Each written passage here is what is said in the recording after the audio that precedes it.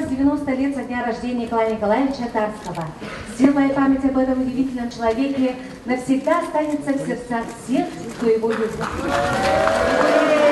Будет новым поколением, а значит, долго будет жить. Увековечение памяти выдающихся людей нашей республики, людей, внесших достойный вклад в историю нашей республики, это важная составляющая государственной политики нашей республики.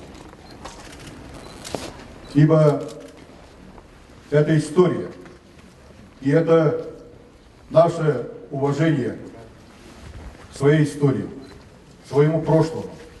Для нашего народа, который пережил смену социальных эпох, это особенно важно.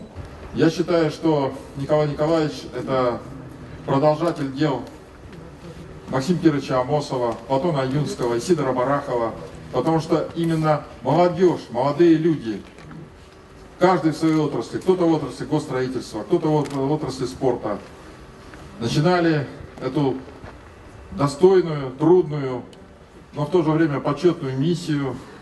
И в частности Николай Николаевич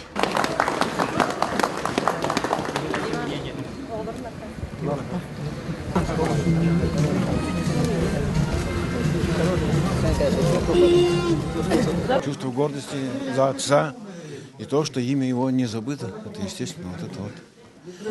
Такое чувство, будем говорить. Радости, естественно. Да, заслужил отец такую память.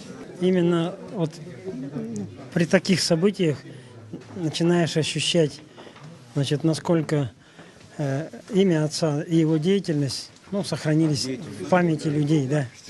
Потому что я вообще-то тоже достаточно уже в 2 раза больше отца, будем считать, мы проживаем, да. А иногда сталкивалась с таким, какого-нибудь молодого человека спрашиваешь, а он говорит: Тарский, какая-то там легенда. Он вообще был ли на свете? Вот, как бы уже немножко забывается такая память.